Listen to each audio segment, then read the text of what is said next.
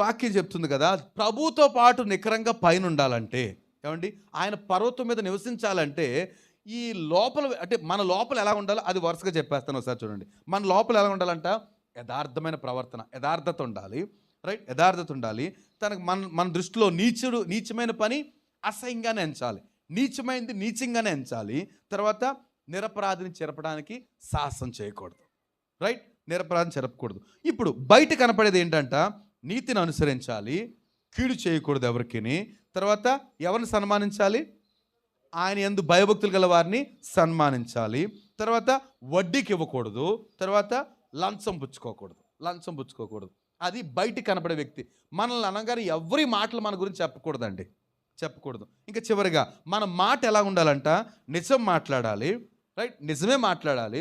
కొండలు చెప్పకూడదు. కొండెములు అంటే బ్యాక్ బైటింగ్ అంటే పితృలు, లేకపోతే ఇలాగ ఒకరి గురించి మాట్లాడటం. సో కొండలు చెప్పకూడదు. ఇంకా నింద మోపకూడదు. రైట్, తెలియని విషయాల గురించి ఎవరికే నింద మోపకూడదు.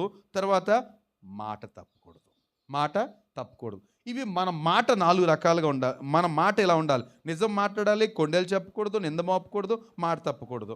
బయటికి కనపడేవి నీతిని అనుసరించాలి, కీడు చేయకూడదు, సన్మానించాలి భయభక్తులు కలిగిన వారిని, వడ్డీకి ఇవ్వకూడదు, లంచం పుచ్చుకోకూడదు. మన లోపల మన హృదయం ఎలా ఉండాలి? యథార్థత ఉండాలి, నీచమైంది నీచంగానే ఎంచాలి, నిరపరాధిని చెరపకూడదు. రైట్, ఈ మాటలు గమనిస్తే చివరి మాట చదువుదామా? ఈ ప్రకారము చేయువాడు ఎన్నడను కదల్చబడడు. ఎక్కడి నుంచి? ఆ పరిశుద్ధ పర్వతం మీద నుంచి కదల్చే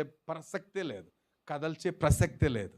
రైట్, కనుక నేను మరలా మనమందరం ఈ మాటలు బట్టి ప్రోత్సహించబడదాం.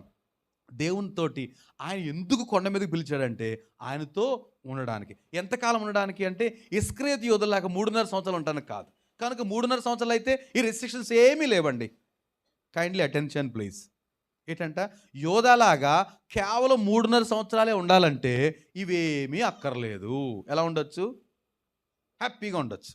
ఇవేం పట్టింపులు, నీ ఇష్టం, తిను, తాగు, తిరుగు, ఏమైనా చెయ్యి. ఎంతకాలం ఉంటాం ప్రభుతోటి?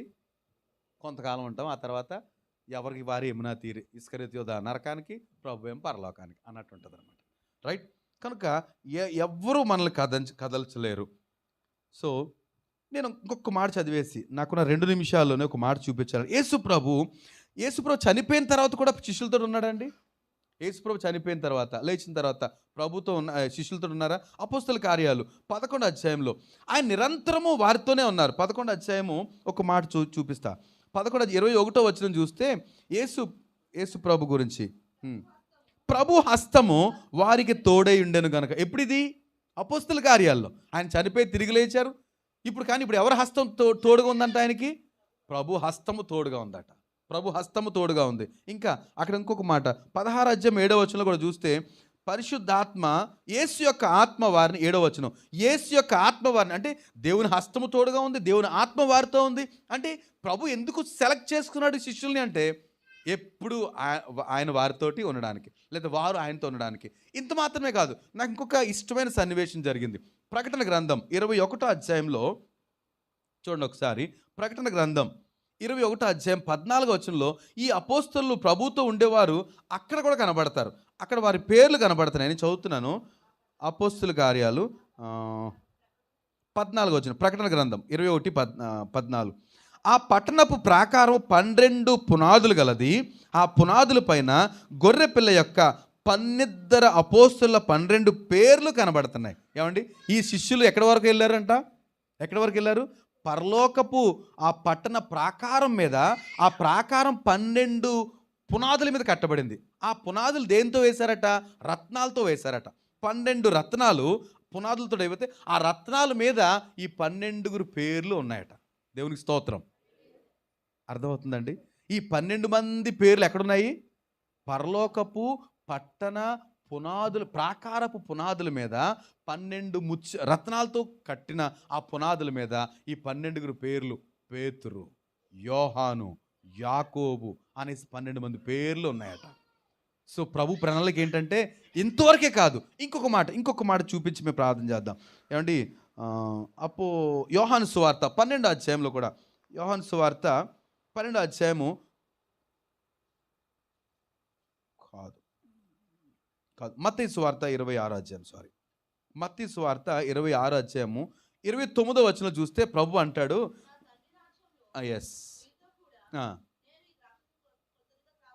ఏంటంటే అండి, ప్రభు అన్నాడు, నా తండ్రి రాజ్యంలో మీతో కూడా, నా తండ్రి రాజ్యంలో మీతో కూడా నేను ఈ ద్రాక్షారసము క్రొత్తదిగా త్రాగు దినం వరకు ఇక నేను దీన్ని త్రాగను. అంటే ఈ శిష్యులు ఎక్కడ కనబడతారు? మళ్ళీని తండ్రి రాజ్యంలో యేసు ప్రభుతో పాటు మళ్ళీ తిరిగి ద్రాక్షరసం తాగేటంత వరకు నేను ఇక ఇదే లాస్ట్ అంటాడు ఆయన. అంటే ఈ 12 మంది ఎక్కడికి రావాలి? తండ్రి రాజ్యంలో. రైట్. సో నేను కంక్లూజన్కి వచ్చేస్తున్నా. ప్రభు ఎవరిని పిలిచాడు అంటే తనకి ఇష్టమైన వాడిని పిలిచాడు. ఎందుకు పిలిచాడు? ఎందుకు పిలిచాడండి? ఆయనతో ఉండడానికి, ఆయనతో ఉండడానికి. రైట్. ఆయనతో ఉండడం ఎలాగా అనేది మనం చూసాం. ఆయనతో ఉండే వ్యక్తి హృదయంలో ఎలా ఉంటాడో, పైకి ఎలా ఉంటాడో, తన మాట ఎలా ఉంటుంది, ఇవన్నీ ధ్యానం చేశాం. కనుక శిష్యులు ఇద్దరితో ఆగిపోలేదు. ఇస్కరియోతు యూదా అయితే 3.5 సంవత్సరాలు ఉన్నాడు ఆయనతోటి, ఆ తర్వాత చచ్చిపోయాడని చెప్పాలి. మిగతా వాళ్ళు మాత్రం నిద్రించారు. ప్రభుతో పాటు సదాకాలం ప్రభుతో ఉండడానికే కొనిపోబడ్డారు. కనుక మనం కూడా ఎక్కడ ఉండాలి? ప్రభుతో ఉండాలంటే ఈ వాక్య ప్రకారం బ్రతుకుదాం. దేవుడి మాటలు దీవించును గాక. ఆమేన్. ప్రార్థన చేద్దామా?